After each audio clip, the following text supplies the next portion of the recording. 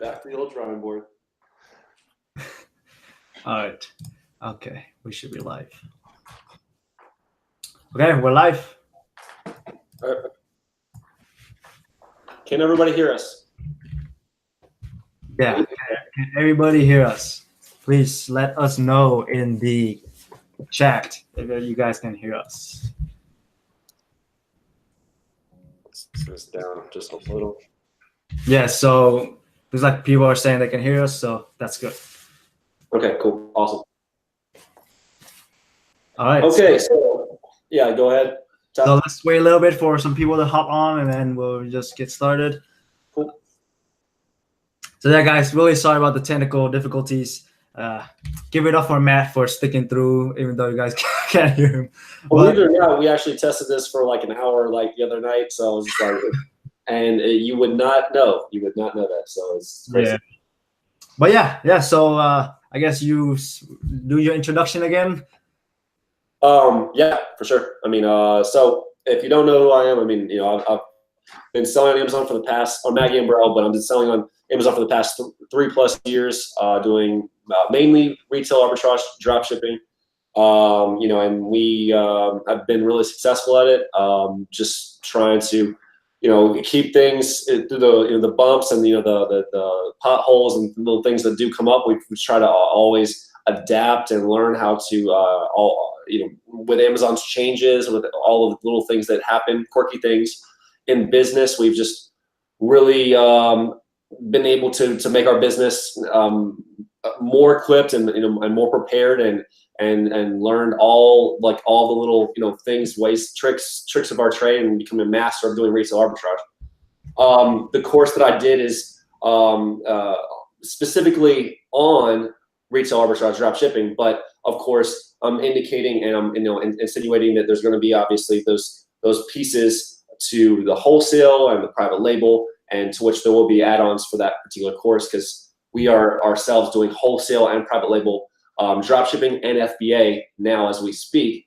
So I'm trying to really master those before I start adding massive amounts of, you know, information and course level material for that, you know. So but I'm excited, obviously, to, you know, talk about it, because it is something that, you know, I've put in, you know, literally blood, sweat, and tears into doing this business, and so I'm in it for the long run, and it's something that you can really make a lot of money doing. But you just got to make sure that when you do retail arbitrage drop shipping, it is something that, you know, can be stressful, but just like anything, any business can be stressful if you don't have the right system.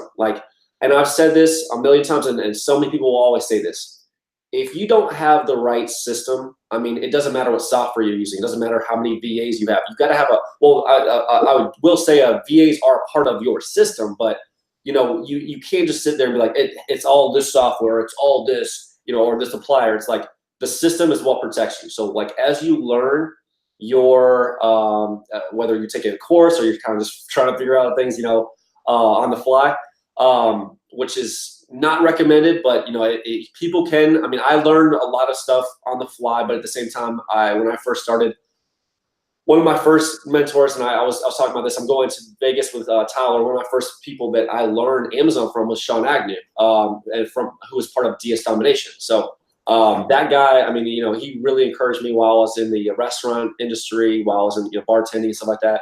Really encouraged me to kind of just stick with it and just, you know, understand, you know, that it takes time. A lot of times in business, people are just like, I have no chance or no hope. And then it's literally like, business is something you have to, like, the more you put into it, the more you're going to get out of it. And sometimes you just have to, like, especially when you first start out, you just don't understand so many pieces of it. And Amazon is its own, like if we're talking about business in general is one thing, and then Amazon is a whole another thing entirely. I mean, same thing with eBay. eBay is a whole thing entirely. They're separate things from Amazon. So people can be making a crap ton on eBay and maybe not so much on Amazon, or vice versa. They're just separate things. And if you don't know how, you know, obviously the business aspect of it, the taxes, sales tax, income tax, those play a big role, especially now more than ever. We'll talk about that here shortly. But yeah, like the goal with this course was more so, for a lot of the people that were, beginners, intermediate, and then eventually super advanced, like anybody, regardless of where you are, I'm trying to create as many ways to protect your accounts, because I think account protection is so important when you're on Amazon. Even if you know everything, because a lot of people have been selling on Amazon for a long time, but they haven't been suspended that many times. So if they were, like, I've seen people that have had done $5, even $10 billion in sales a year, and they get suspended. And they literally do not know what to do. So like me, I've managed 20 plus accounts for pretty much 2 years. So I mean, I've seen pretty much everything you can possibly see in the world. Like, I mean, there's really nothing. Like, there's nothing that I haven't seen at this point. Like velocity checks. I mean, you can get suspended for velocity checks. You can get money held for velocity checks. Different things. You can get suspended for just a duplicate listing that you accidentally list. Like, you can get suspended for.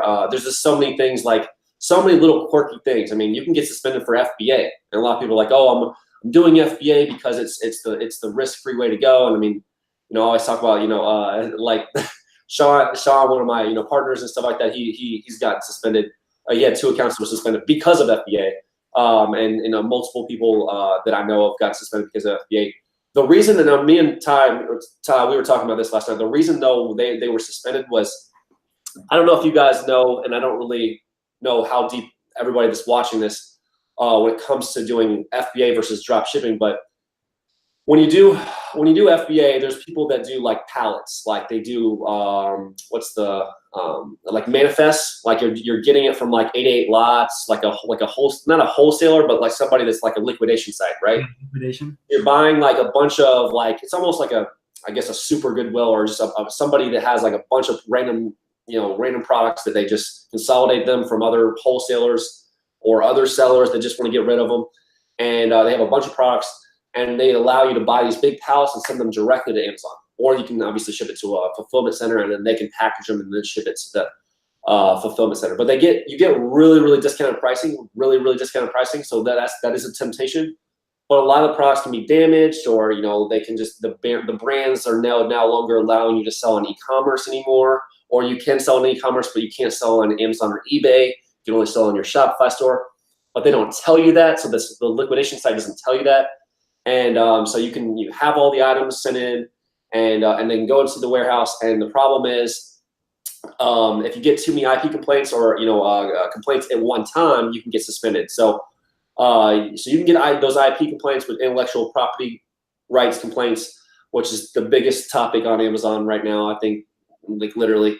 But even if it's FBA, you can literally get suspended, and that's the reason why Sean got suspended. Because he just had so many. He had 100 plus IP complaints within a couple, like 2 weeks. So yeah, that was the reason. It was ridiculous. But yeah, you always gotta protect yourself. I mean, I know, actually I have a friend that was gonna try to get into liquidation trucks. He was drop shipping, and he was trying to get into the manifest trucks, and I was like, stay away, stay away, stay away. If you do online arbitrage, it's okay. But my suggestion is you want to stick with pinpointed items that aren't restricted, or aren't like trying to ban you or whatever. So like or they're not making complaints on your account. Like, certain brands are going to be really, really anal. You got to be careful. So if you do it, pick high selling, fast selling products you can flip really quickly, and that are not on the kind of the restricted products list. Okay, I have all lists in my course. So does, obviously, if you have WebScript wrap. They give you like a template of what not to list as well, which is great. So highly recommended there. I mean, like, it's just, regardless if you're doing retail arbitrage, wholesale or whatever, you always got to pay attention to what you can and cannot list. Okay. If you do, even with private label, I mean, there's people that are, that do private label and make millions of dollars, and you're allowed to, and don't quote me on this, but I know someone that does this, but you're allowed to actually like patent a product and change it 5% or more, like over 5%, somewhere in that 5 to 10%. Patent, like, take that same product that they were having. I don't know if it was just like, I don't know, some kind of random dog calendar. Did you feed the dog? Did you not feed the dog? Some just random thing like that. And it just like it has a little bone on the buttons on each one on each day of the week or each time of the day. Like just some random product like that. Patent that and change the buttons from circles to squares. And then that's it. And then you can literally legally sell it as long as you have a good attorney. You can be using CJ, you can be using Casey Vaughn, or somebody like that, which I recommend in the course. But there's things like that you can literally get away with on Amazon and make a ton of money. But you got to understand they'll find the line. So if there's a line of where you can get away with things, and there's a line that you're not going to get away with things. And you got to understand that with Amazon. Okay, it's very important. Business in general, there's just a fine line. So we're always tiptoeing on both sides. I feel like at all times. But for the people that aren't really on the line, you're not really going to make that as much money. I mean, if you're too much, if you're too you obviously don't want to do anything illegal. You don't want to do anything, black hat, right? It's like we're trying to do everything as true as possible as the absolute goal. But you want to make sure that you're not. We're trying to still profit as much as possible. Okay, so that's the thing, and that's when you're doing retail arbitrage. Specifically, it's there's products that you can list, there's products you can't list, and you just got to make sure you're paying attention to that. And if you do want to sell those products and they were restricted, just contact the brands themselves. You signed up with Petra the other day, Ty. So I mean, Petra is a wholesaler. For if you want to do drop shipping, they have over 15,000 products you can actually use. But there's multiple companies you can actually do that with. But that's something that I hint on for the course. Getting established with some of the stuff like that. So, man. Someone in the chat says Ty, have you asked any questions yet? No. Ask me a question, Ty. and Christian was like, get him some oxygen. Okay, but yeah, man. That's the longest introduction I've heard. Oh, I mean, I guess that was an introduction, yeah. Whatever you want to. Matt said Petra, not Petrol. Petra.com, right? Is it Petra.com? Yep. Yeah. So we're just talking about signing up with a wholesale account on Petra, and that's how you get invoices and work with authorized distributors, so that way you can protect your account. But yeah, Matt. So we're gonna be talking about suspensions, taxes. What's the third one?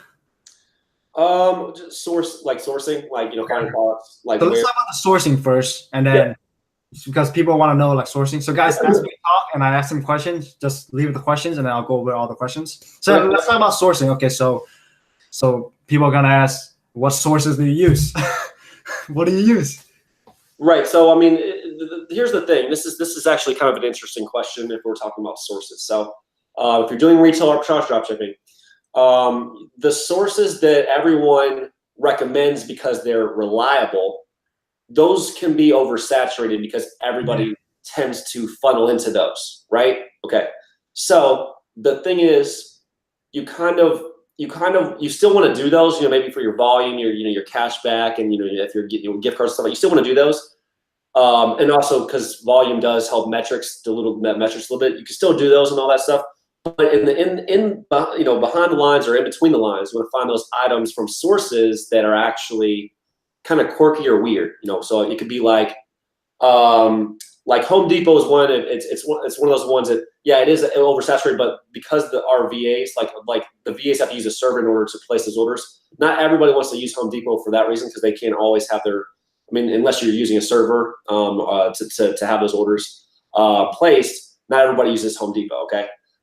We don't really use the Home Depot that much. Now we are probably going to start getting more back into not as much. Overstock, okay? Overstock was kind of those ones before you had to manually ask for the tax off, but now they actually have a program similar to the way Walmart started off about 3 years ago, where they had a beta program for bulk resellers, and I was one of the original 51st person that was in that program. I was the only, literally, there's only 50 people in the entire United States that was exempt, and it was me. But Overstock has that new program where you can actually, become exempt without having to ask off for a refund per each order, which is super tedious. So more and more suppliers will start doing that as we go along. So you'll probably, start seeing that more and more. But as far as actual just finding products that have, better margins and stuff like that, it is good to find ones that are just, that not everybody else is using. Like, you're just like, I know a new one that's kind of like everybody likes is Dick's Sporting Goods, or, just like Toro Tools, just like little ones that are like, that not, you don't have like 20 people that are all doing the same one, and Here's a hint, guys. Check out my latest video on SkillGrid for the 800 suppliers list.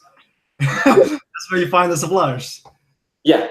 There's a ton of suppliers on there. I mean, they have all of them, but I'm just saying that the better margin items, you're getting into your 10, 15, 20, 30% margins, and not even high dollar amounts. Like I was just doing research recently myself, and there's a lot of stuff that's just from like Sears and random stuff that you can actually find this, even with the tax, guys. The tax is still there. I'm like, man, I'm still profiting like 15, 20%. I mean, that's with tax. If I got the tax off, I mean, shoot, I'd be like, we're at 25%, something crazy like that. So it's just like, that's something that, those quirky sources, sometimes quirky items, sometimes, it just depends. So that's really like kind of the thing when it comes to sourcing and finding products. You just gotta be, kind of being able to see through those cracks and holes, and it'll definitely pay off dividends as you're doing stuff. And then the last thing, in kind of like in retrospect of that, when you're actually doing the listings, sometimes my strategy with doing listings is I try to find, like, when I find those quirky items, I put them in a like I do specific pinpointed margins for those items. So you know that those are not with like all the other items that are lower margins. So I can like come in and like build that list of like the higher margin items. And then come in and they're individually repriced. They're individually repriced. So that's kind of the strategy that's giving you the most bang for your buck, or bang for your time invested. And so that's kind of like my whole spiel when it comes to sourcing and then kind of listing. It's nothing. It's not really rocket science at all. It's just trying to make sure that you're doing what you're doing the research. You're finding the items. You have the strategies. You're combining those strategies together. Obviously, you're following the list of what not to sell, unless you're authorized to sell those brands with the wholesalers. But that's pretty much it, though, at least for that. Yeah. So in terms of like product research, so for me, if you guys watch some of my videos, I literally just use I only have like Keepa. I don't use like Jungle Scout or Asian Skepta or whatever to find products. Like, you honestly don't need any of that.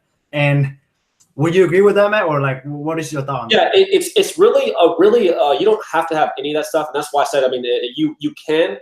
Some of them are easier on the eyes, or maybe you can just say it's like quicker or whatever. But at the end of the day, if you know how to recognize your software, if you know the rank, like if you were like, oh well, it's 100,000 rank. If you just recognize how the rank is, and you're like, I'm only going to list under 100,000 rank, or an item that's selling this amount of times a day, or it's just stuff like that. Like, you're looking at that, just all the little things that you put together for your listing template protocol, if you want to look at it, say it like that. Like, whatever you need, whatever that you feel comfortable with, that's what you kind of follow. So, but Jungle Scout is, I mean, I've used AS Inspector Pro, Helium 10, Jungle Scout. I mean, I've used them all, but I don't know. It's really up to you. I will say that it's still a tax deduction against your business. So, I mean, it's not really like, I mean, I know everyone likes to save money, but I mean, at the end of the day, if it does help you a little bit, I mean, I'll still, test it out. So some things, even though I think Jungle Scout and AS Inspector Pro are both $100 for the basic. It's not that bad.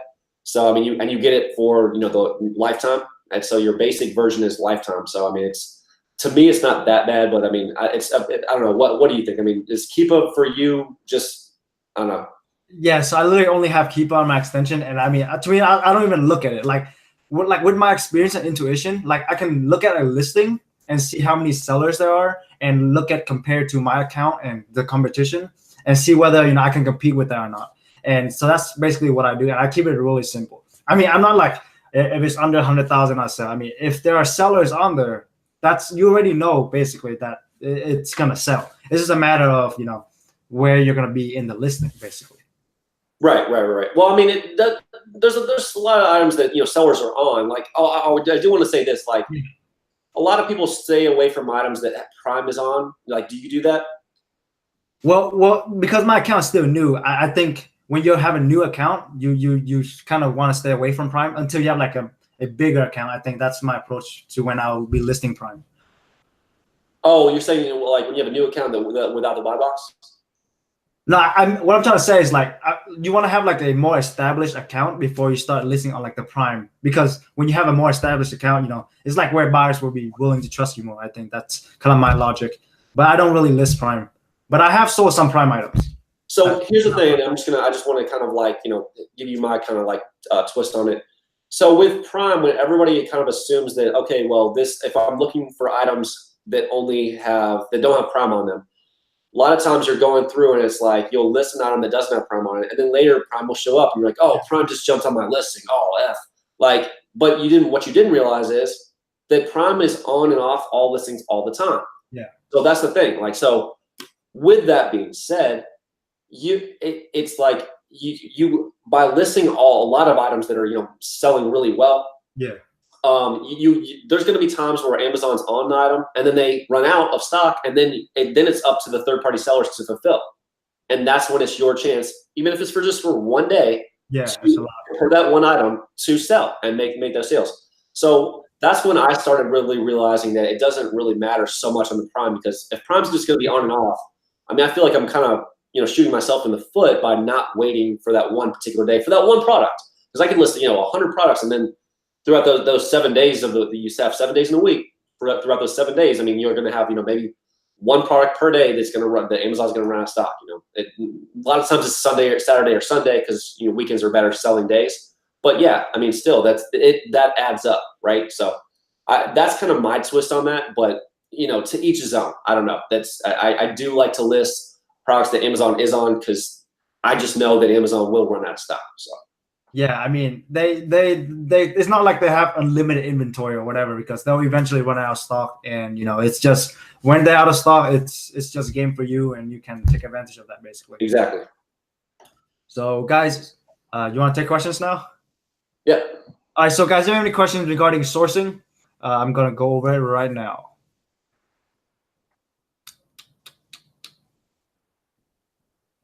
Okay, so Christian asked, how's adding more content and organizing the course going?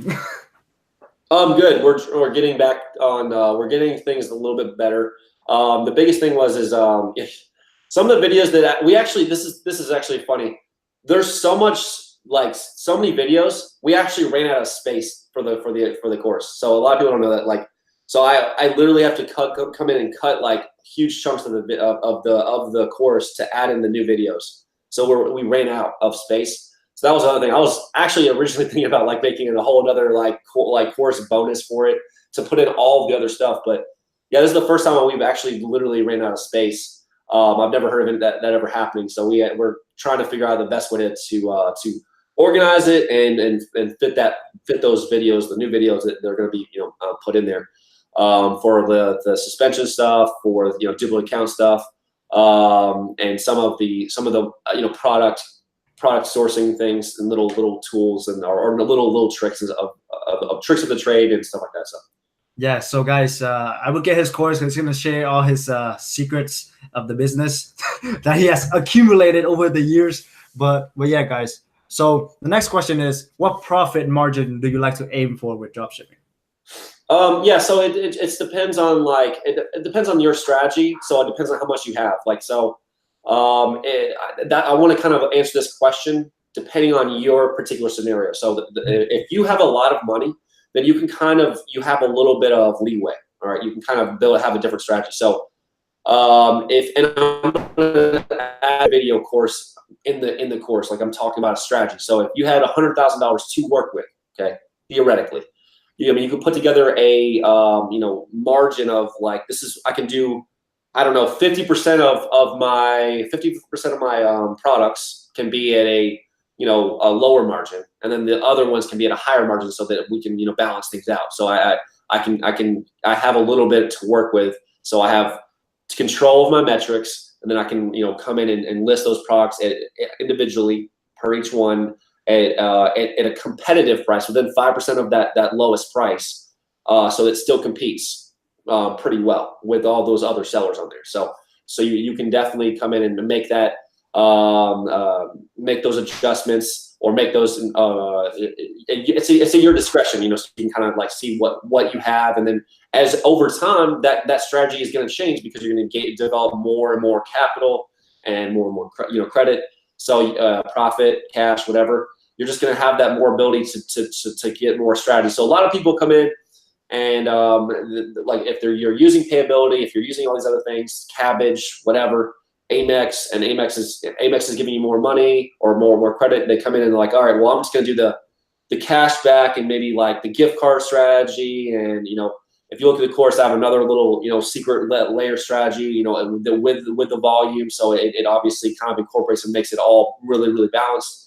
But then, if you're coming in, you don't have that much, which not a lot of people do. You're going to want to focus on, those items that you can, you profit more on. So you're going to want to look for those quirky like sources, but it's just got to make sure you can trust them. You can, and they are reliable, but you still want to have items along with those from really reliable sources. So those might not be the best margins, but you can try to get some of those smaller ticket items that you can kind of flip a lot of them without it really taking up too much of your working capital. So you got to look at like how much working capital, like if you want, because you want to keep the control of those metrics. Like that's a big part of it. So if you have a lot of little small ticket, like Walmart has a lot of small ticket items that you can kind of add in there, and it's not going to take up too much space. And then you can start really focusing on those higher profit margins. Of course, freight. That's Todd. You do freight? Yeah. I used to. I mean, when I was selling, I sold like $500, $600. I mean, I had to call them up and be like, schedule the pickups, and that was kind of annoying. But yeah, it's kind of annoying. But I mean, like when I first started, like when I first started on eBay, that's what I used to sell. All I used to sell was patio sets. So I was bartending, working in a restaurant, and all I sold was patio sets and wicker sets, Sears stuff from Sears that are like all kinds of different things like outdoor stuff. And those are great. Even in the winter, you're like, oh, that's seasonal stuff. I mean, I sold tons of patio sets in December, January, in the wintertime to Florida and California. Those places are, paradise. So it's never cold. So those places are definitely still have high demand for that.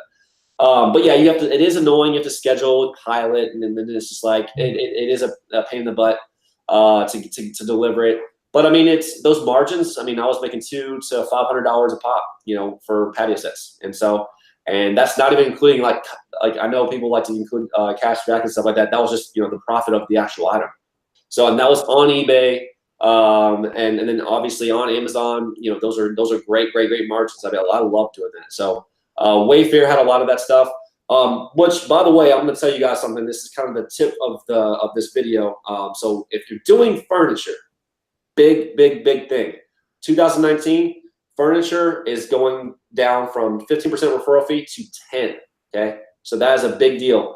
So that'll give you guys a lot more margin, bang for your buck if you're focusing on those furniture, those patio sets and stuff like that. So that is huge for anybody that's doing that. If you're doing private label, which if you do private label, beauty is also going from 15% to 10%. It depends on the price point, though. I will say for both products, it depends on the price point. I think on the furniture, the item has to be over $200. To be able to go from 15% referral fee to 10%. Don't quote me. I think that's what it is. Is it over or under? I think it's under. I think it's over. I thought I had it written down, but if I don't, I'm not sure. I wrote it down somewhere. Well, it is what it is. Like I said, don't quote me on that. But to be able to focus on furniture and get that, depending on where you are, in between those that actual like price, that product that's priced at 200, or whether it's over or under, it doesn't matter.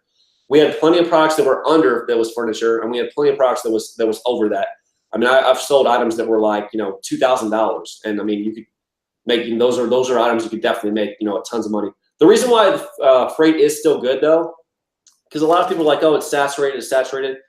Those items you're not going to have all those sellers on. You will not have many sellers on there. So it is an item, or it is a kind of a place that just it's just easier. And like no matter how many people jump on dropshipping, no matter how many, it'll always be something that you can still make money with if you have the capital. So Yeah. Okay, so the thing about profit margin is, I've had this problem myself. I mean, I know how to make a bunch of sales, and so I had to, and I don't have a lot of capital. Okay, and that's the biggest thing with Amazon. Like, you need to have a lot of capital, and I had to stop my store so many times because I ran out of credit, or I ran into issues with fulfilling orders. And so, you guys want to have that balance on Amazon, and with the balance comes with volume and your margin. So you have that balance. So it's not just about making profit. I mean, you can make a bunch of profit, but if you don't have volume to cover your mistakes, you're done for. Yeah. I mean, that I will say that Amazon doesn't necessarily, you don't have to have a ton of volume. I talk about in the course on how to create volume, how I went from $1,500 credit line to, now I have millions, or over $1 million in credit working to, so I can obviously swing a lot of stuff. But it's all part of the game. And whether using, credit repair stuff, if you're starting out, whether you're piggybacking off of your parents, or I don't know if you're married, but if you're piggybacking off of your wife, and she has good credit, and maybe you didn't, stuff like that. I mean, there's stuff that a lot of people do, and there's always a resourceful way to really capitalize on. So and still get those resources available to you. Drop shipping, credit is the same as cash, so you got factor that in. I mean, as long as you're not stupid, that it is the same as cash. So you just got to protect your business. You got to make sure you're not selling anything counterfeit or something like that, because you were selling counterfeit, and then that's something that Amazon can actually take your money. I have seen instances where people are selling like literally counterfeit stuff, and Amazon can like literally says that like they can like literally take that, steal that money from, not steal, but like they're taking the money from you. So yeah, and then shutting your account down. So yeah, so it's just basically about leverage in getting the capital. I mean, if you don't have your own good credit. I mean, for me, I'm 18. Obviously, I don't have a established credit. I mean, I had to use, my family, and I actually built that credit up too. And that's how I also learned how to build credit. So now I know what to do and how to build my own credit, because I just turned 18. So now I'm working on building my own credit. And because of that, and then, and this is the cool thing about dropshipping is you learn how to build your own credit too. And, not many people teach that. And with dropshipping, you can really, really build your credit to off the sky, basically. So yeah, the ceiling is the roof. Yeah. So yeah, let's go to the next question. Okay. How do you feel about open box items? Like selling like used or like new or open box. I mean, you can do it. I will say this. I don't do open box items. Okay, I just don't. So I mean, I don't really have any feeling. But I will say that if you do have because this is kind of new for us, a lot of the new items that we're selling, they'll be suppressed, and when we try to relist them, then they'd be suppressed again.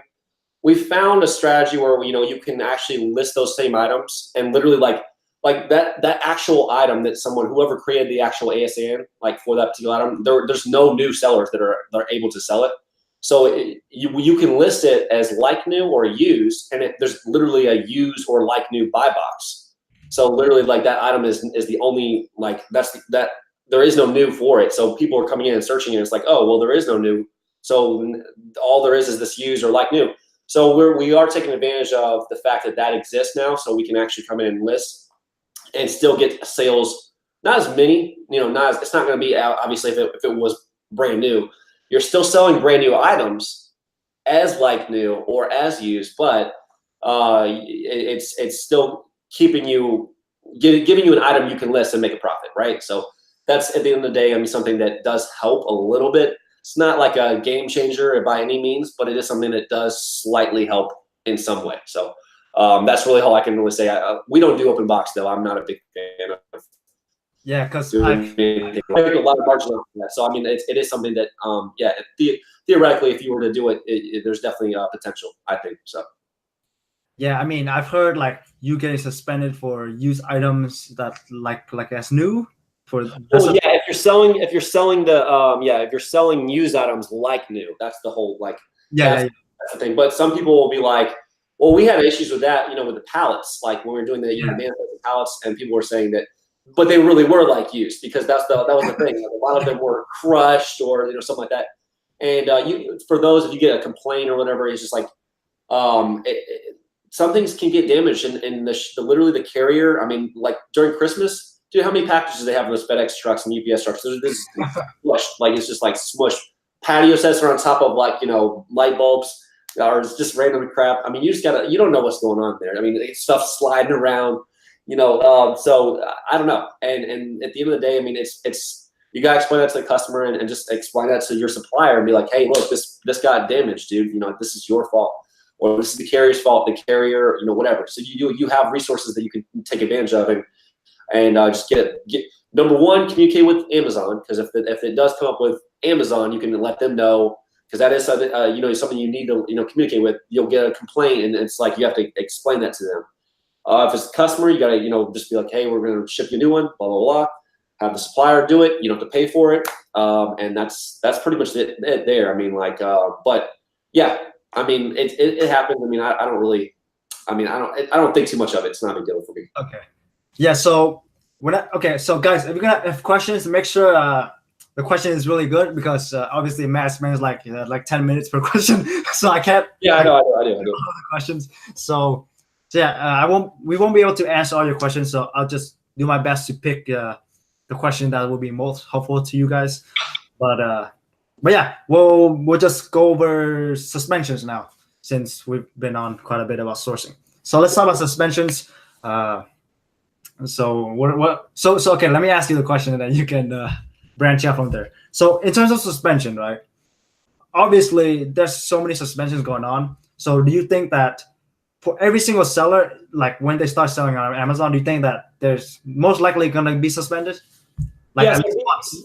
Though, if you just open your Amazon account or whatever thing, wherever you're starting, very important to make sure you don't go do too many sales. Yeah. Because you're going to get the velocity check and get suspended right from the get-go. And so you've got to make sure that you don't want to go like ham too quickly. So I know everyone wants to make money. Like, I got to make this worth it. I got to make every shot count. It's not a good idea to just go too fast, too quickly. You want to just make sure you're kind of moving slower and really trying to understand the processes. And then even when you have a buy box, just keep things, under control. That's why, in some sense of the word, I know a lot of people wanted my course to come out before Christmas, but going into the fourth quarter, there's a good chance that you're going to get suspended because of the volume. If you had the buy box at that particular time, the volume could have really put you in a bad situation. We had an account that got suspended recently because of a velocity check, and it was just like, it's not a big deal. Those velocity checks can easily be you can easily get those back. Like the feedback is not going to match, and this happens a lot during Christmas time. The feedback doesn't match your sales velocity, and Amazon gets really big on that. Did you get suspended for that? I think that was basically what they said to me. Okay. We were unable to verify your selling history, kind of like that. Exactly. So Amazon's really big on feedback. So it is important. There are softwares out there that you can actually use that'll request the customer to leave feedback, so it does kind of match a little bit better. But I'm just saying that you gotta be aware that if that does happen, that's definitely not the end of the world. That type of suspension, like a velocity suspension and ODR suspensions, are the easiest. Like those, to me, those are the easiest to get back.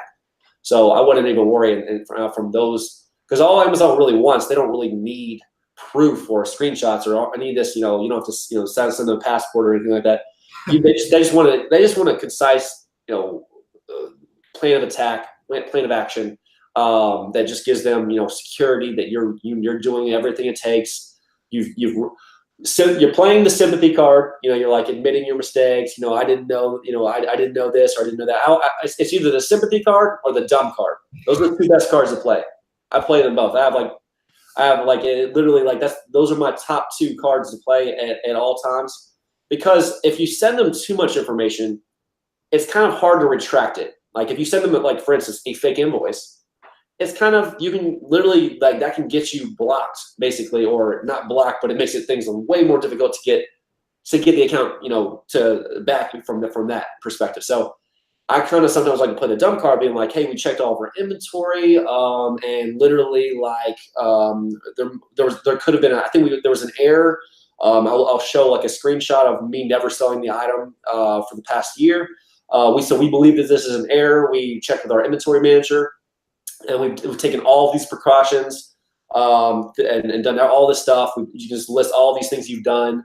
We've hired a new inventory manager. We've made sure that all of our sources are, I always like to say this specifically. We've checked every ASN one by one carefully, so closely, and like I'll say it like just like that. And hold on. Try to slow down a little bit.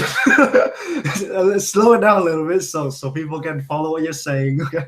Right. Okay. But I'm just saying that I'll try to make sure that I'm sympathetic, or not, just trying to make sure that everything is like I'm giving them as much information. I'm admitting my mistakes.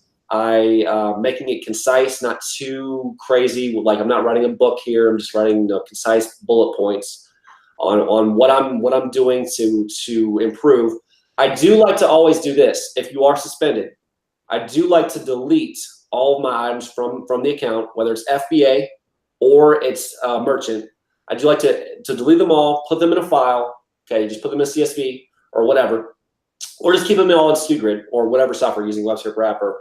If you're using a wholesale supplier or a third-party software for wholesale, whatever, just have them all in that file, delete them all from your Amazon account, and then I like to say we've temporarily deleted all of our inventory and we'll never relist this again, and we're now using a different supplier. It just shows when you're putting all of your when you're putting your plan of action in there, that you've actually done something immediately that goes hand in hand with what you're saying. So like it looks more legit when you're putting in all these things you're doing. It's like, we just did this, and then you do it. Then we just did this, and then you do it. And then the other 5 points that you said you just did, you might not actually do, but it just looks better. Yeah. So I'm just saying, I'm just being honest. So guys, we have 46 people watching. So make sure to smash that like button for Matt, just talking off on his own. but yeah, guys, he's literally giving you guys stuff from the course. Like I have his course and I take his course, and he literally giving you guys the information in the course. So it's very valuable information that he's giving for free. So I would appreciate that. And so yeah, guys. So okay, one question. So there's velocity check, right? And there's account reviews. I think those are interchangeable. What's the difference between account review versus velocity check? So it just depends on if you're suspended or not. Because we've had accounts that you have the velocity checks, and if it's a velocity check, they'll just hold like $100,000, and they'll keep your account. You can still do sales, but they just want to make sure that the feedback matches, and so they'll just basically we're going to hold a portion of your like we're holding all this money or whatever.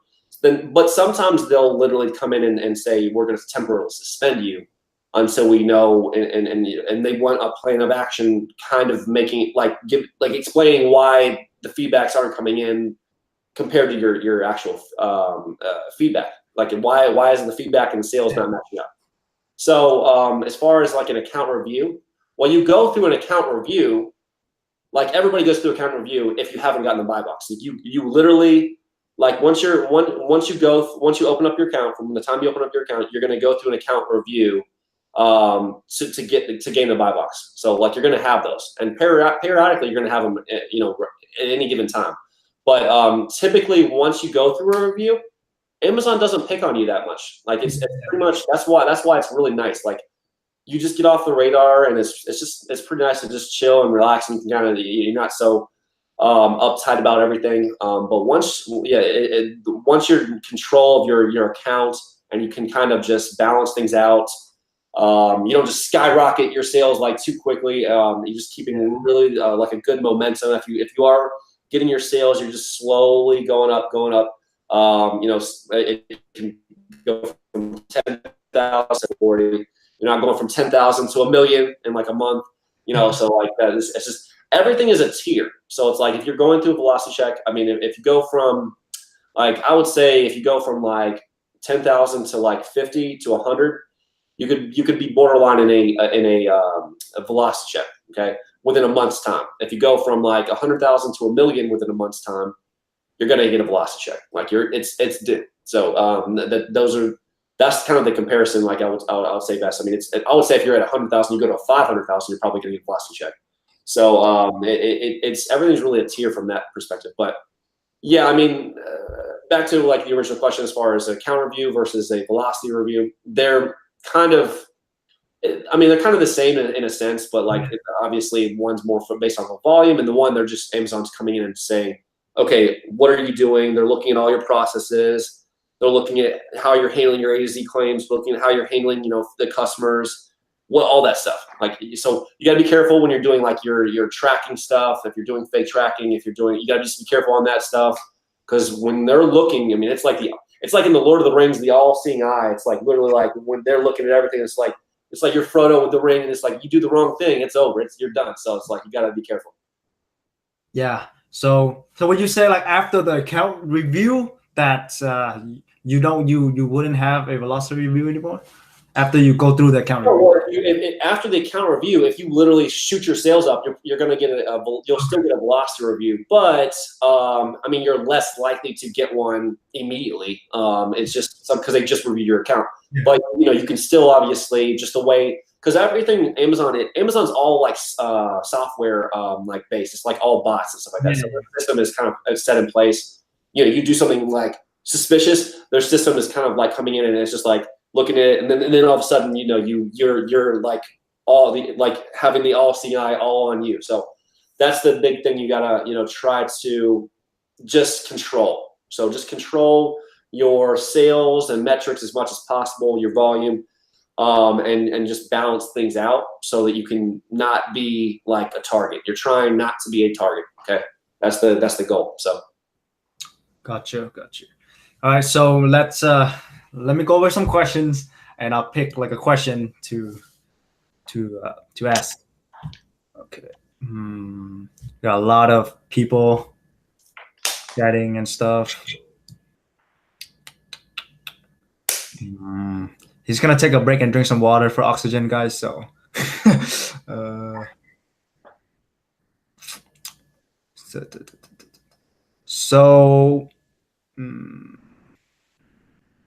yeah, I don't think there's many important questions.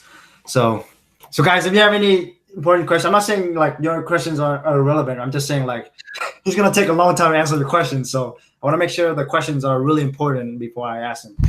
So suspensions, we're on suspension still. Account review, velocity review. Okay. So I want to ask you about inauthentic. Yep. So I think inauthentic correlates with account review too, right? Because when they suspend you for inauthentic, they're just like, okay, because then they just want to know that you're actually selling legitimate products. So that's kind of related to account review, right?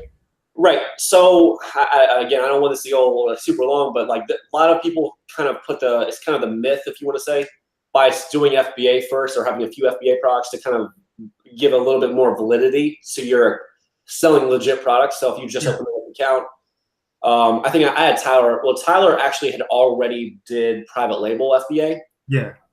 So he had kind of already gotten his account like established from that perspective. So he never really went through those like inauthentic suspensions and stuff. So there are some definitely valid reasons why you want to do some FBA and dabble in that. But you still, I mean, you don't want to list an FBA item that obviously is a brand that's restricted, because that can screw you over too. But yeah, like, I mean, as far as the inauthentic themselves, I mean, if you're just doing retail arbitrage, I mean, are we talking about, well, let me ask you this. You want to know how to get it back, or what's the answer?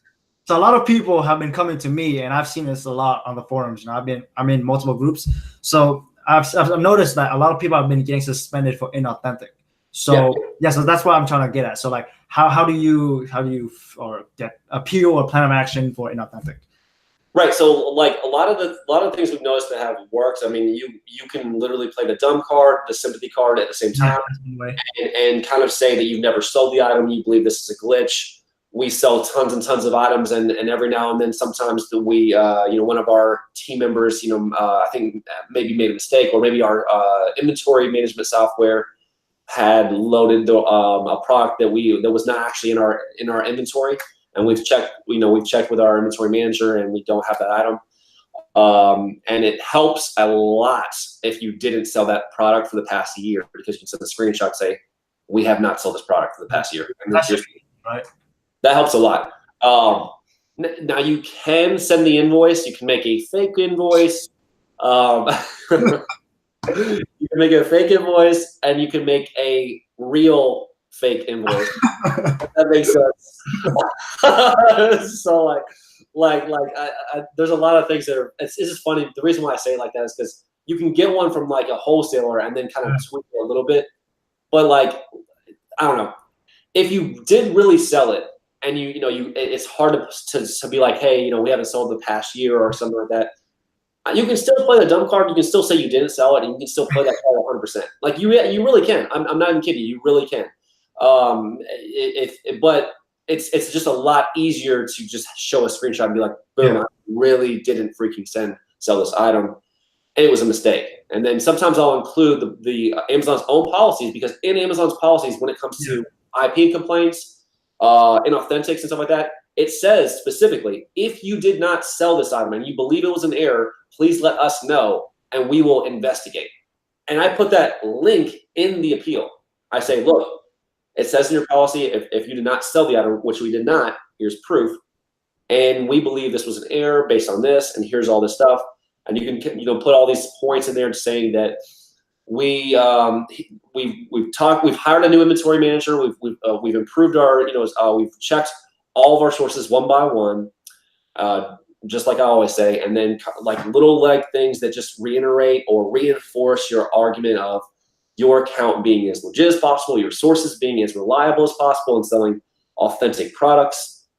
You can even be like, we called the inventory manager of our suppliers and confirmed with all of their products that those are also authentic.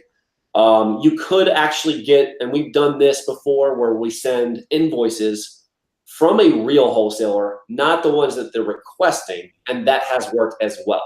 So where we're like, this is our new supplier that we're using, like let's just say Petra, and here's an invoice from that new supplier that now we are no longer using that this old supplier or whatever. This is our new supplier, or this is our current supplier. And then just show an invoice of that. You don't necessarily have to send that specific invoice. So yeah, guys, it's either a fake invoice or a real fake invoice, or just the dumb and sympathy card. So yeah. And I'm not trying to confuse anybody, and I know that I guess it would be a confusing answer, but some different those have all worked. So there's not 9 plus 1 is 10, 5 plus 5 is 10. Those still get you to the finish line. Like they're still getting your account suspended, but whether it's hard to say if one's working better than the other, right? Because I've seen instances where you send them the invoice and it's the real invoice and they think it's fake, because some of those wholesale suppliers, it looks so bogus. I'm like, oh my God. So here's the thing. Here's a tip for sending a fake invoice or a real fake invoice. So guys, if you're gonna do that, make sure that you know exactly what's gonna be needed on an invoice.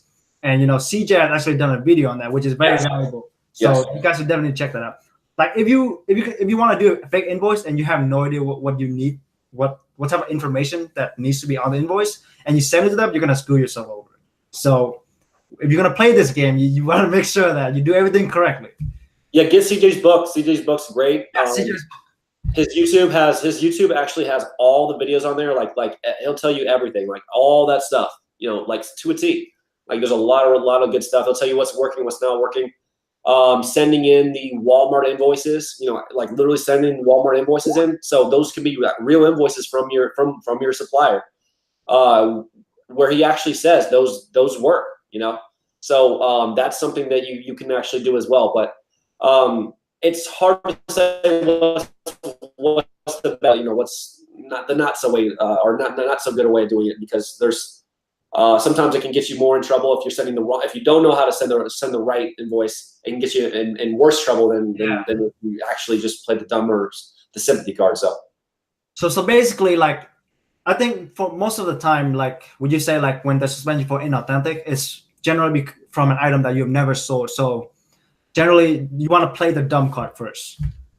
I like that. I like playing the dumb card first because you can always send an invoice later, or you can always get more technical later.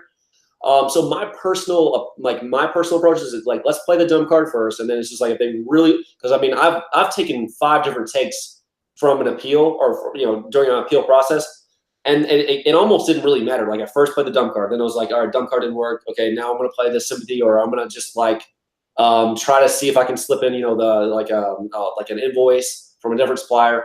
Then I tried to actually get the real invoice of a Walmart item. So I bought the item and then I had it shipped. Then I canceled it and shipped it back. Then I literally came all the way back around to playing the dumb card again, and then it worked. So it's like I came like from about 4 different angles and then came all the way back and it still worked. So I don't suggest that, because it's going to take I don't suggest just doing like all of those, but sometimes you don't have a choice. Sometimes it's just like we're just trying to get it to back no matter what. And then now recently we figured out a way that even if you were to get blocked, which can happen, I recently got 2 accounts that were blocked back. And Amazon literally said it, and like multiple managers, I'm talking about like high up managers, you have no shot at getting this account back. It is hopeless. Like you have no shot, 0. And they're like, I'm a manager, and we got it back. Got it back, dude. Yeah, so it was nice. It was nice, but having those accounts back was probably the most motivating thing for me, because I was like, I mean, I love it when I love proving someone wrong. I love to. It's like my biggest thing. It's like if I can prove, if someone says no means no. I mean, and I can make that a yes. It's like I don't know. It's like hitting the game winner in the NBA Finals for me. It's like it's just sick. So someone says no. No. So hint there, but yeah, guys, if you want to learn more about CJ, I see a lot of people asking who CJ is. I actually did an interview with CJ on my channel before. I brought him on my channel, like how I brought Matt. So you can actually go and watch that. And he actually gives a lot of valuable information in there as well. And also did a book review, kind of. And I'll show you guys how to get his book as well. So just watch on my videos, basically. I'm kidding, but yeah, back to topic. What I totally forgot what I was gonna say. So yeah, guys, the longer Matt talks, guys, the more he's gonna review his secrets. You see where this is going. Yep. But like, it's very valuable information, guys, and you guys are definitely learning a lot just by staying through this entire live stream, and I appreciate you guys. So yeah, we're gonna go on with the taxes now, unless you guys. Okay, I wanna ask some questions now. So, what repricer do you suggest for beginners? Luxury card store asks. What repricer? As far as a repricer, or like a source repricer, or a like a buy box repricer, like a competition repricer. Like, where are we talking about? Like, just want to make sure. Yeah, I'm not sure. What about? Yeah, I'm not sure if luxury is still here, but.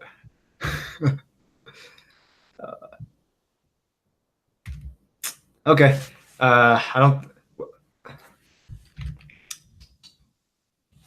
Okay, she's luxury is not here or something.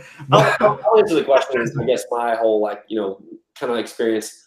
If you're a beginner, I mean, it's really, you don't have to get too technical with it.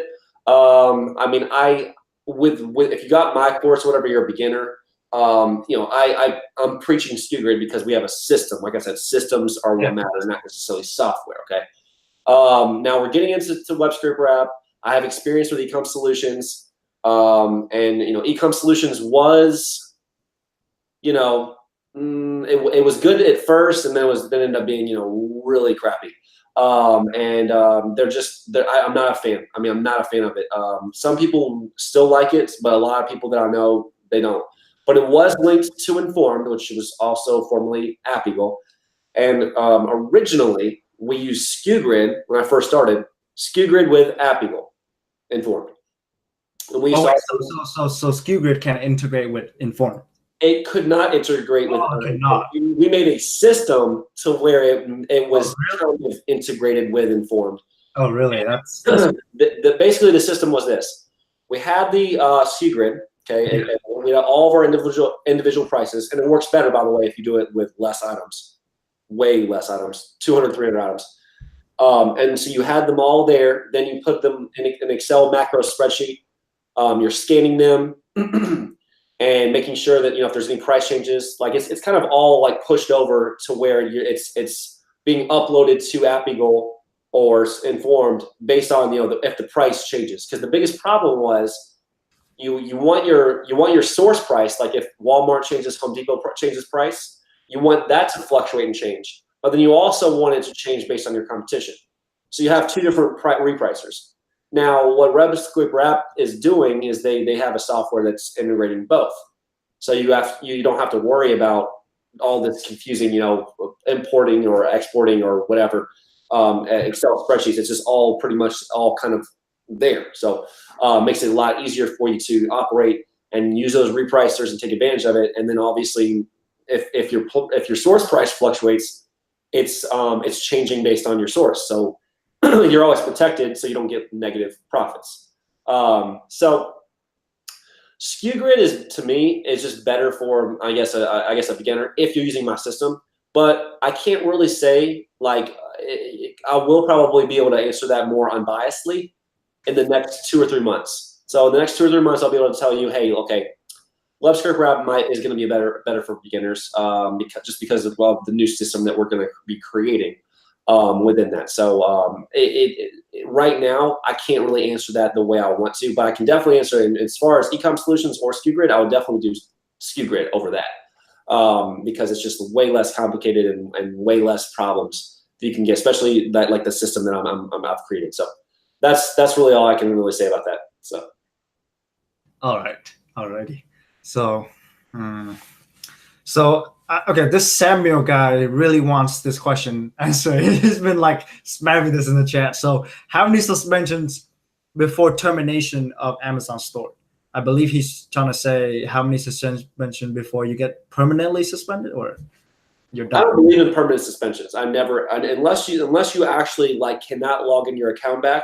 Like if you literally cannot log back in your Dash, and I actually had one of my guys who has another appeal service. He said the same thing. He's like, unless you literally cannot log back in, then you're not ever permanently suspended. If you cannot log into your account, like they will not let you in, then you're not ever permanently suspended. Which there has been an instance where we could not log back into our account because of our Prime, because we were fulfilling orders from Prime, and then Amazon caught us.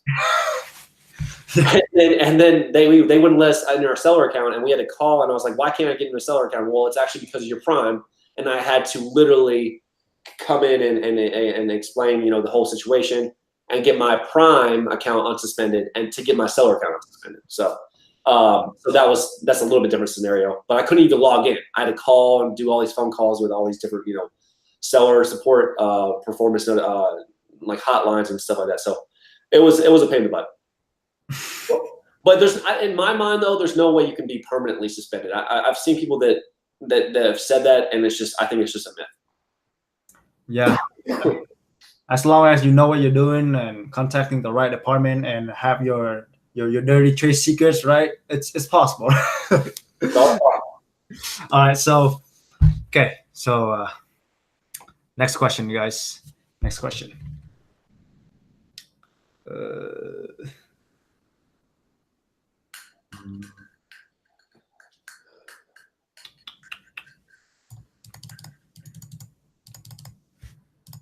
Okay, so Keisha asks, let me find a question. Will you do a plan of action for velocity review or just wait it out? Like when you have a velocity review, do you need to have a plan of action or you just wait it out? Yeah, I write one. I mean, like I just wrote one recently. We just wrote one. I mean, essentially, I was just saying that hey, we're doing our best to contact customers and making sure that during this time we're handling all the current orders and whatever. Just saying all this, reiterating things that you're doing to maintain your account health and making and all that jazz. So that's something that I do like to say.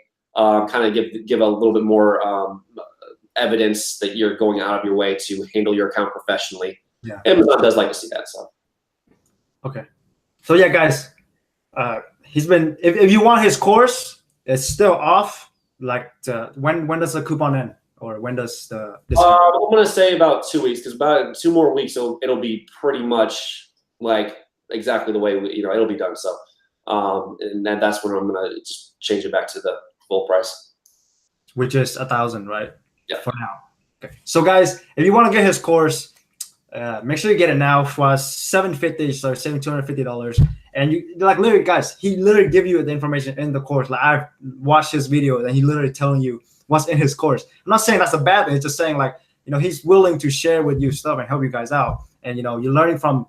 So the difference between learning from Matt versus the other people that have done Amazon is he's 3 years, 4 years, and now you see people that sold on Amazon for 1 year. Yeah, they sold like $1 million or $2 million. That doesn't mean that they know how to handle suspensions and all kind of scenarios that Matt has been through. So and also if you join his course, I'll hook you up with my sellers mastermind Amazon, which I'll be hosting in end of January, February for free for you guys if you get his course. So that's for free for you guys, and it takes money to get in there. Okay, it's not for free. So yeah, that's for the course. We've been at this for an hour, Matt. You want to go for 4 hours or something? We had a long chat the other night, so I was just like, it was funny. But yeah, I'm not going to get too overworded here, but yeah, that's pretty much it. Does anybody have any questions? I mean, we can end it here. I mean, any serious questions? Okay. I mean, we have to talk about taxes. Oh, we are going to talk about taxes. All right, I'm not going to go too deep into it. I mean, I'm going to probably still go deep anyways. But yeah, like this is one of the biggest topics when it comes to Amazon. Now, okay. Now eBay obviously is changing. Now they're doing something very similar. The way that the whole economic nexus, whether you're doing FBA or just drop shipping, there's just so many new changes that are and everybody's always like, well, because before when you first started out, like when I first started out and I became exempt, remember I was one of the first 50 people that was exempt at Walmart. It was a loophole for profit, because I could get exempt in 42 states with one, like my North Carolina sales and use number, my business license number, and that would actually giving me actual profit. Yeah. That I didn't have to pay. Like I was just like I'm not charging. I'm just literally like I don't have to be charged on Walmart. So it's like that was a loophole. Like for a year and a half. I mean, I had that. And I had Shipping Pass. You don't even remember Shipping Pass, but I had free shipping. And I was tax exempt at one point. So you all know what I'm talking about. Like as far as profit, I was making a crap ton for like 6 months. Like we were doing it was amazing. But then they got rid of Shipping Pass. I mean, it was annoying. But that was like for a $5 item, free shipping plus no tax. Nobody had tax exempt, and I mean like literally like nobody had that. It was sick. But yeah, taxes are a big deal now because you actually have to, because of your volume, have to have the license. And Walmart tax exempt, their department, and I give you guys in the course, I give you guys the hotlines to call, the tax exempt department. One of my guys, his name is Chuck Arney, and he will like explain everything. He will just like come in and tell you everything about all the, you're like this changing or it's going to change. He's like, they might require you to have those actual licenses now per those states on Walmart in order to become exempt. So like things are always changing in Walmart. Things are always changing in every department. Like Overstock's changing now where they're having their bulk reselling, kind of beta programs where you actually can become exempt in the same way as Walmart, the exact same way. So everything's changing now more and more, and it's great. Like in some sense of the word, it is a great thing because like if Amazon is charging on your behalf, it does eliminate a little bit of it, even though you're not able to have that margin of profit. Like you're not able to take advantage of that,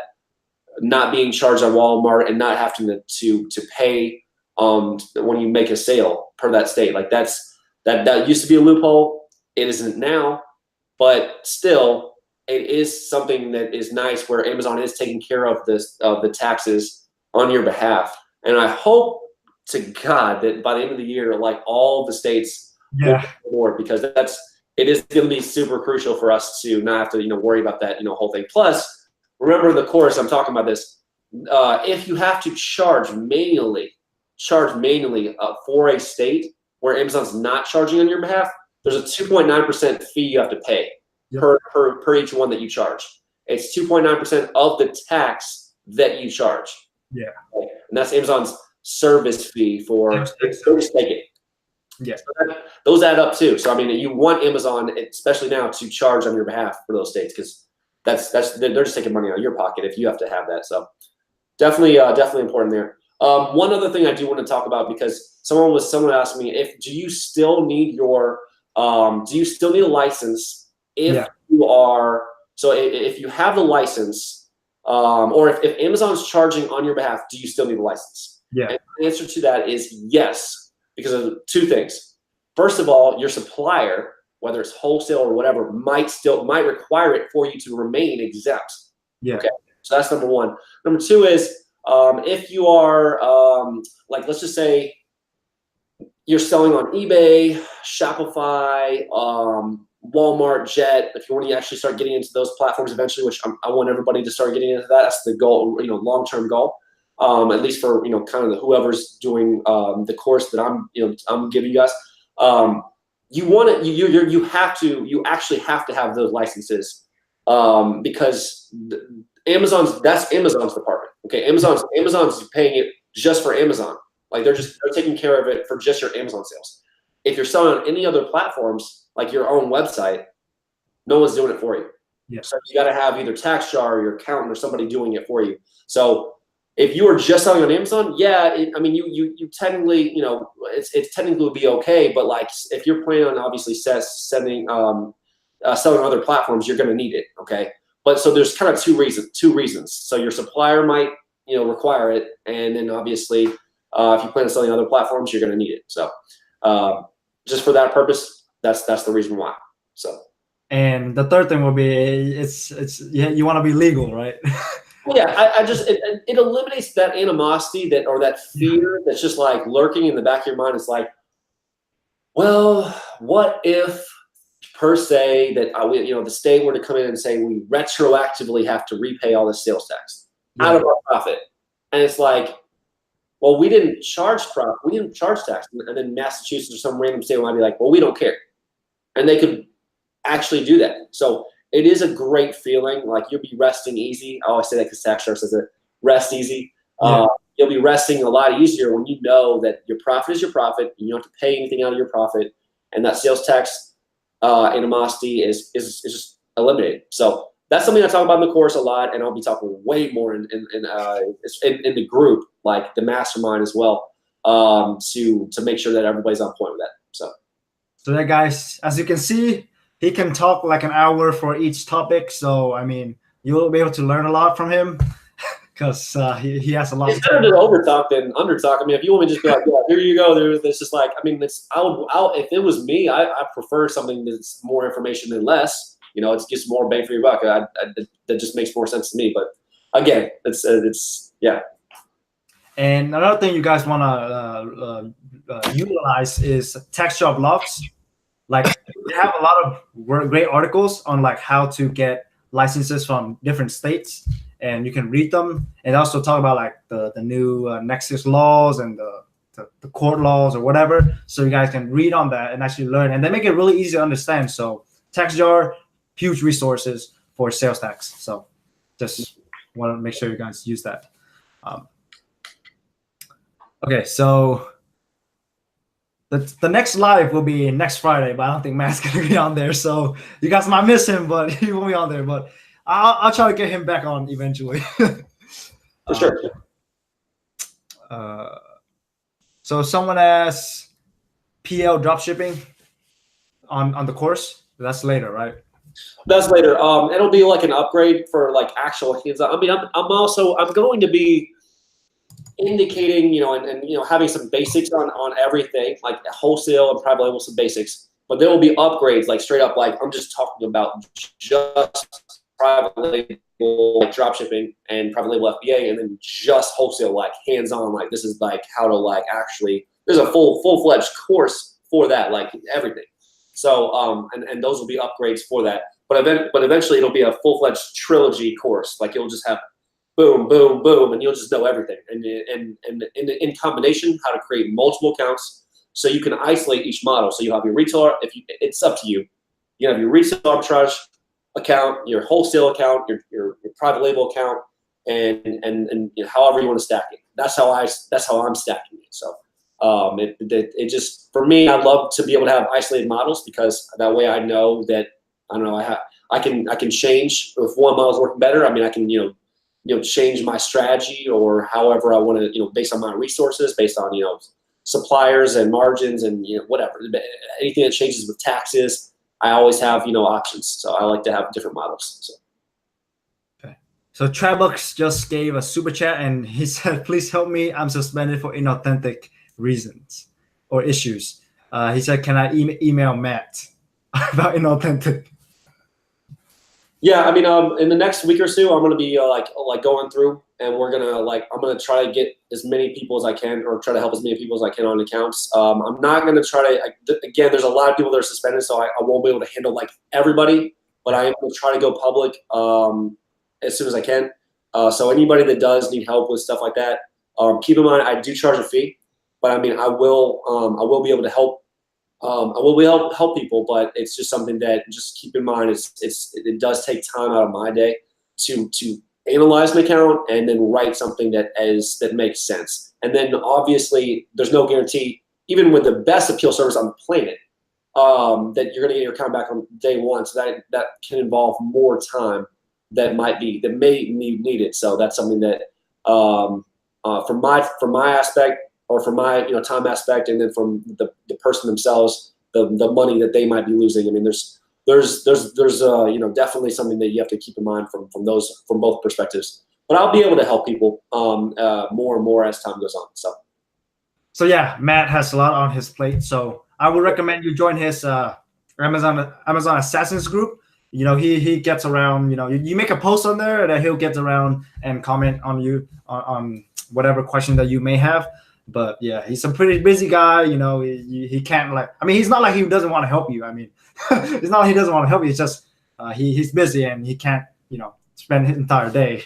By all means, I'm definitely not a scammer. I'm always trying to make sure that if I'm giving you something, my name's attached to it. I do like to at least do my absolute best to answer it or handle the situation. But sometimes I am super slammed. We have so many things that so many businesses and so many little things that I'm doing that I get. There's a lot of stuff on my plate. So I'm hiring 2 new personal assistants, and I have to train them. So it definitely is. There's a lot of stuff that I'm in the process of doing. So getting closer. So yeah, if you guys didn't know, Matt has like a team of like over 100 VAs. So he has a lot of people that he has to make sure that everything runs smoothly as well. Exactly. It's a pretty tough life, basically. So we're gonna go on for like it's been 77 minutes. You wanna go up to like the 90-minute mark? I mean, it's up to you. I mean, I'm not going over. I'm gonna say that. Yeah. Okay. Yeah. We'll keep you. I don't want to, just drag this on and, take all of your time. Read the email. Okay. So guys, if you have any more questions, just put it in the chat and I'll go over the questions right now.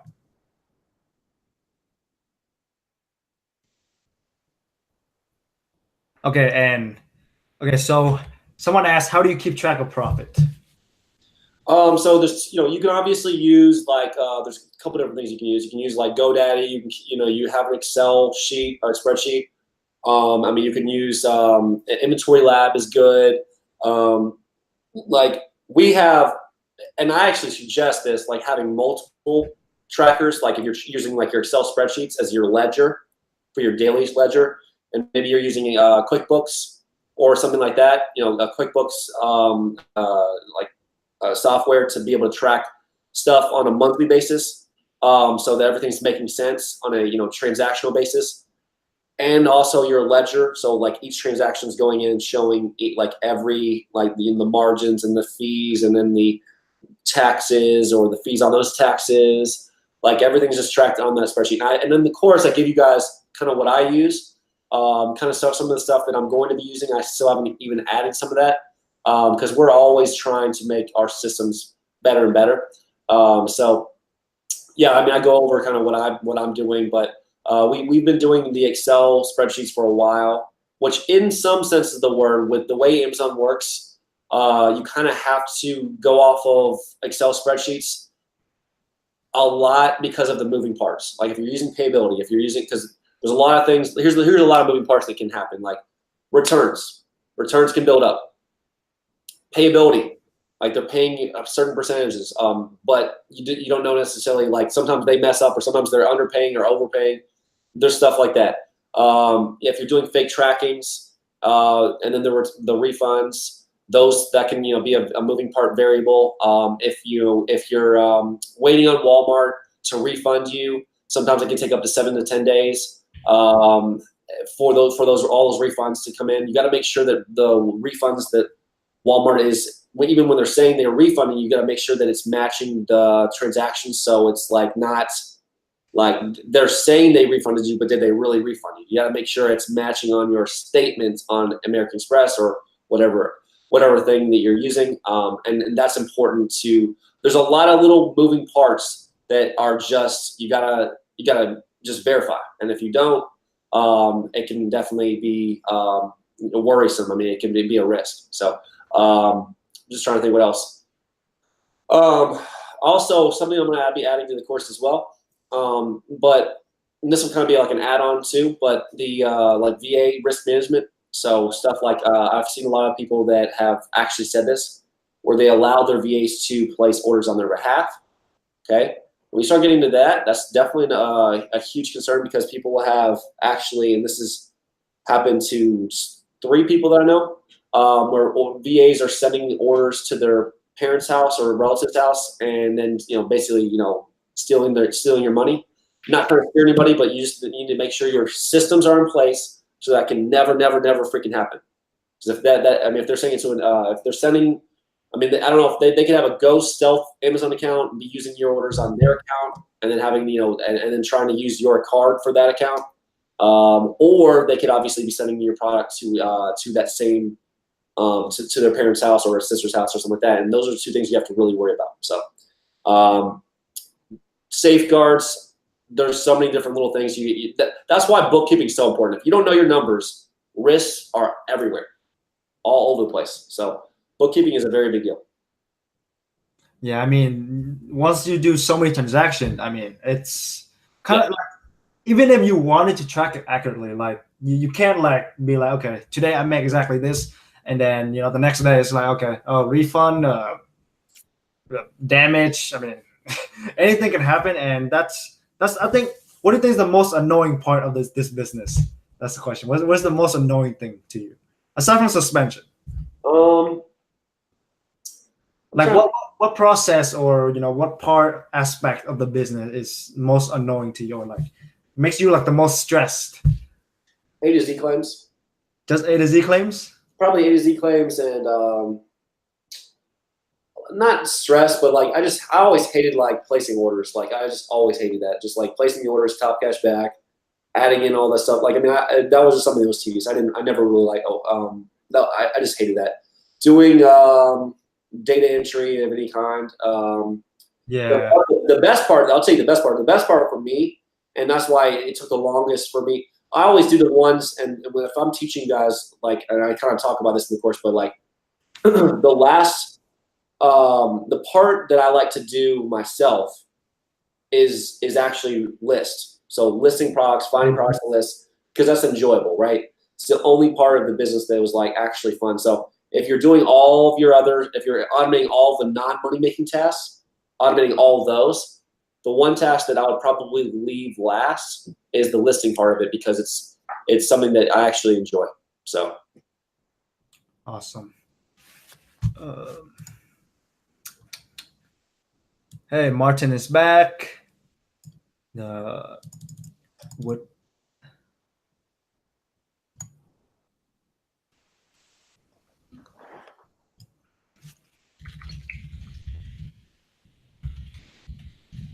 Yeah, guys. Let's see what else. Some of the questions we already covered. So if I would suggest you rewatch this entire stream because we've covered a lot, and I don't want to overlay questions. So if you're new or just came in, just it will be uploaded to my channel, so you can just watch it all and just listen to it while you drive, so or wherever you're going. Then you'll be able to learn a lot from what Matt has been saying.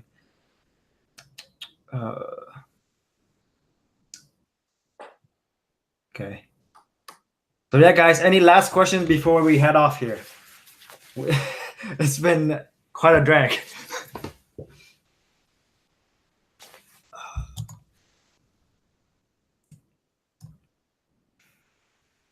What is the solution for? This is some weird question. Okay, so Christian asks, why did you decide to put out a course? Why? Yeah. Originally, I never wanted to put out a course. I'm being honest with you. Like, I just wanted to worry. I like my own privacy, so I was like, originally, I just didn't want to put out the course because it was just something that I can do my own business. I can make my own money, and it's just something. Yeah. I had so many people like literally like everybody was asking me about like do a course. When are you gonna do a course? Do you have a course? It's like, dude, I can literally have three. Like I literally have over 2,000 to 3,000 like messages. Do a course. I'm like, all right, I'm doing a course. So I was like, all right, I'm doing it. I had like a lot of people that requested it, and I'm like, okay, I guess it's if you guys really want it that bad, I'll do it. But like it was just a high demand, such a high demand. Like I had people that were like, I'll pay you not to do the course, and I was just like, I mean, I didn't really want to, but at the end of the day, I mean, I just thought, I mean, if I'm gonna do it, I'm gonna just do it. So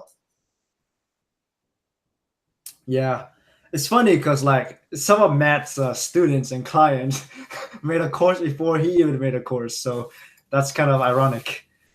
No, I know. There's people that have sold over 100 courses that I've helped.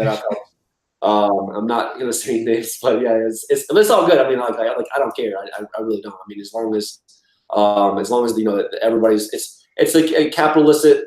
Capitalism is fun. So, I mean, I'm not taking anything away. I mean, I just was gonna say that they make their money, I make my money, and it is what it is. I mean, this isn't necessarily just about making money. I mean, I do like obviously helping people. So I do.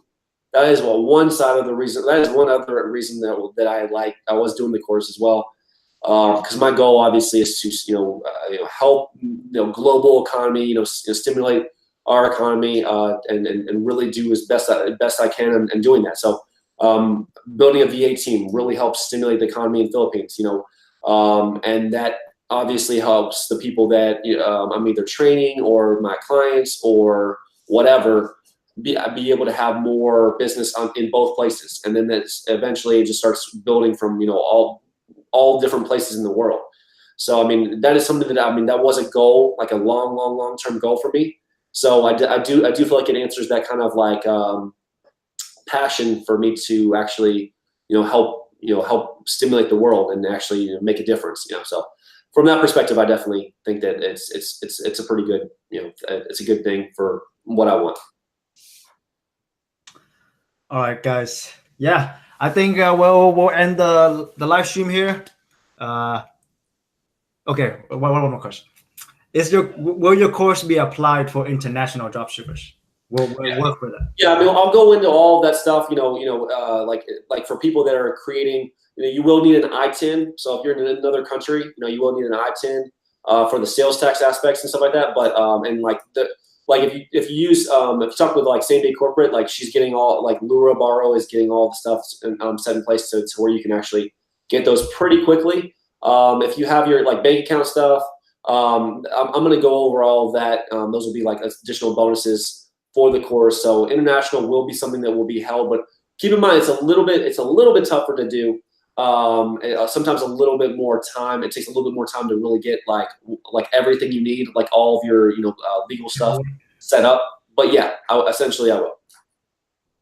All right, guys. Well, if you have any other questions, like I said, go join his group, Amazon Assassins, and do a post. Well, obviously don't spam the group with like basic questions. the important thing here is you want to be resourceful and find your own answers. If you can, obviously you can't find like every single answer, right? But you want to find your own answer. And if you're really struggling, then, you know, post a question, right? Okay. One more question, since they're still asking question. Do you sell outside of the US? Yeah. So I've sold obviously on Shopify a lot. I haven't sold on Amazon outside the US. Okay. But I've sold, you know, on Shopify all over the place. Biggest thing is, you know, you're dealing with a lot of fraud sometimes. I mean, so I've sold stuff in, you know, the UK, Canada, South America, Russia, all kinds of stuff like that, or Australia. And some of them have been successful, some of them have not. It kind of sucks when you're doing your from a website perspective, like if you're on a Shopify store, because there's just so much fraud out there. Amazon's different, you know, because everything's, you know, regulated by Amazon. That, you know, they're just a big company, so they're regulating everything. So yeah, we're getting more and more into that, but there's so many aspects we're trying to master on the wholesale and private label side. I felt like it was just more going to be in our best interest to focus on the private label and the wholesale side first before going strictly or adding the international side. So in the future, that'll be another part or aspect of it. It's easier internationally doing like private label, like FBA, you know, because Amazon's taking care of that. You know, they're all the fulfillment and a lot of that stuff. So when you're talking international stuff and you're actually shipping FBA over to, like, I don't know, Amazon Europe, you have to get the VAT. Like, you have to get like your VAT stuff, which I talk about. You know, that there's places that they'll manage all. They'll be like your registered agent, and then they'll take care of all the VAT stuff for you. So I have suggestions on that. But I'll be going over all of that, you know, in the future, and so to make sure everybody's covered. You don't really need to really get too much international until you're making, like, I don't know. I always say this. My mentor says this all the time. It's just like, you don't have to, you know, go outside your own country until you're making, like, you know, like $1 million. You can easily make $1 million in your own country, so you don't necessarily got to get crazy with it until you're just, you know, crushing it on the U.S. Then you can, you know, move on to your to other countries, you know, from there. So. All right, guys, we'll wrap this up now. It's been very long, and I want to say thank you, Matt, for coming on and, you know, sharing all the information with us. And, guys, just go and follow him, and, you know, he'll be willing to help you out when he has the time. You know, he'll eventually come around. You just kind of gotta be patient. So yeah, guys. You know, if you have any other questions, you can just join my Facebook group as well, and or hit me up, and I'll help you out. But other than that, guys, thank you a lot for staying on the stream and watching this. Really means a lot. So so next week I'll be doing another live stream on Friday. So that's my schedule. I live stream every Friday, so you guys can catch me. And yeah, other than that, thank you guys, and we'll see you next time. All right, thanks, guys.